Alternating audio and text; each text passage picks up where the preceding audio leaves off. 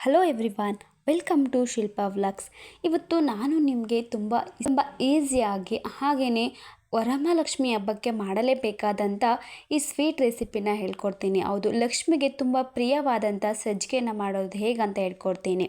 ಮೊದಲಿಗೆ ಒಂದು ಪಾತ್ರೆಯಲ್ಲಿ ತುಪ್ಪ ಮತ್ತು ಎಣ್ಣೆ ಎರಡನ್ನೂ ಸಹ ಸಮ ಪ್ರಮಾಣದಲ್ಲಿ ತೊಗೋಬೇಕು. ಅದಾದ ನಂತರ ನಾವು ನಿಮ್ಗೆ ಇಷ್ಟವಾದಂಥ ಡ್ರೈ ಫ್ರೂಟ್ಸ್ನ ಹಾಕಿ ತುಪ್ಪದಲ್ಲಿ ಹುರ್ಕೋಬೇಕಾಗತ್ತೆ.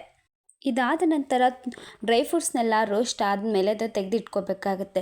ಅದಾದಮೇಲೆ ನಾವು ಅದೇ ಎಣ್ಣೆ ಮತ್ತು ತುಪ್ಪ ಕಾಯ್ದಿರುವಂಥ ತುಪ್ಪ ಮತ್ತು ಎಣ್ಣೆಗೆ ರವೆನ ಹಾಕಬೇಕಾಗತ್ತೆ. ಸಣ್ಣ ರವೆ ತೊಗೋಬೇಕು. ಮೀಡಿಯಮ್ ರವೆ ಅಷ್ಟು ಚೆನ್ನಾಗಾಗಲ್ಲ, ಅದಕ್ಕೇ ಸಣ್ಣ ರವೆ ತೊಗೊಂಡ್ರೆ ತುಂಬಾ ಚೆನ್ನಾಗಾಗುತ್ತೆ. ಇದನ್ನು ಚಿರೋಟಿ ರವೆ ಅಂತಲೂ ಸಹ ಹೇಳ್ತಾರೆ. ಈ ರವೆ ತೊಗೊಂಡು ತುಪ್ಪ ಮತ್ತು ಎಣ್ಣೆ ಎರಡೂ ಮಿಕ್ಸ್ ಮಾಡಿರ್ತೀವಲ್ಲ, ಅದರಲ್ಲಿ ತುಂಬ 2 ನಿಮಿಷ ತನಕ ಅದು ಹಸಿ ಸ್ಮೆಲ್ ಹೋಗೋವರೆಗೂ ಹುರ್ಕೋಬೇಕಾಗತ್ತೆ. ತುಪ್ಪದಲ್ಲಿ ಒಂದು 2 ರಿಂದ 3 ನಿಮಿಷ ತನಕ ಹಸಿ ಸ್ಮೆಲ್ ಹೋಗೋವರೆಗೂ ಕೈ ಬೀಳದಂತೆ ಹಾಗೆಯೇ ಹುರ್ಕೋತಾನೆ ಇರಬೇಕು. ಇನ್ನು ಇದಾದಮೇಲೆ ನಾವು ಎಷ್ಟು ಅಳತೆಗೆ ತೊಗೊಂಡಿರ್ತೀವೋ, ಈಗ ನಾನು 1 ಲೋಟ ರವೆ ತೊಗೊಂಡಿದ್ದೀನಿ, ಅದಕ್ಕೆ 2 ಲೋಟ ನೀರು ಹಾಕಿದ್ದೀನಿ. ನಾವು ಎಷ್ಟು ಅಳತೆ ತೊಗೋತೀವೋ ಅದ್ರ ಡಬಲ್ದಷ್ಟು ನೀರನ್ನ ಹಾಕಬೇಕಾಗತ್ತೆ. ನಿಮ್ಗೆ ಎಷ್ಟು ಬೇಕೋ ಅಳತೆಯಲ್ಲಿ ನೋಡಿಕೊಂಡು ನೀರು ಹಾಕ್ಕೊಳ್ಳಿ. ಸೊ ಅದಾದಮೇಲೆ ಅದನ್ನು ಹಾಗೆ ತಿರುಗ್ತಾನೆ ಇರಬೇಕಾಗತ್ತೆ. ಸ್ವಲ್ಪ ಜಾಸ್ತಿ ಏನು ತಿರೋದು ಬೇಡ, ಒಂದು 2 ನಿಮಿಷ ತನಕ ತಿರುಗಿದ್ರೆ ಸಾಕು.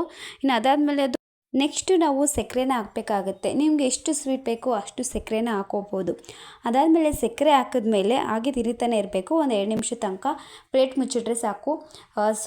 ಪ್ರಿಯವಾದಂಥ ಈ ಸಜ್ಜಿಗೆ ರೆಡಿ ಆಗುತ್ತೆ. ತುಪ್ಪದಲ್ಲಿ ಆಗಲೇ ಕರೆದಂಥ ಡ್ರೈ ಫ್ರೂಟ್ಸ್ಗಳನ್ನ ಸಹ ಹಾಕಬೇಕಾಗತ್ತೆ. ನೀವು ಇದೆಲ್ಲ ಹಾಕಿದ್ಮೇಲೆ ನೀವೇ ನೋಡ್ಬೋದು ಎಷ್ಟು ಚೆನ್ನಾಗಿ ತುಂಬ ಸಾಫ್ಟಾಗಿ ಆಗಿದೆ ಅಂತ. ಸಜ್ಜಿಗೆ ಲಕ್ಷ್ಮಿಗೆ ತುಂಬ ಪ್ರಿಯವಾದದ್ದು. ಸೊ ಅದಕ್ಕೆ ಈ ನೈವೇದ್ಯನ ನೀವು ಮಾಡಿ ಪೂಜೆಗಿಟ್ಟರೆ ತುಂಬಾ ಒಳ್ಳೆಯದಾಗುತ್ತೆ.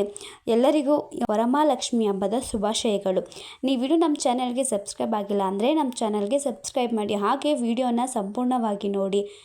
ನಿಮ್ಮೆಲ್ಲರ ಸಪೋರ್ಟ್ ಬೇಕು. Thank you for watching.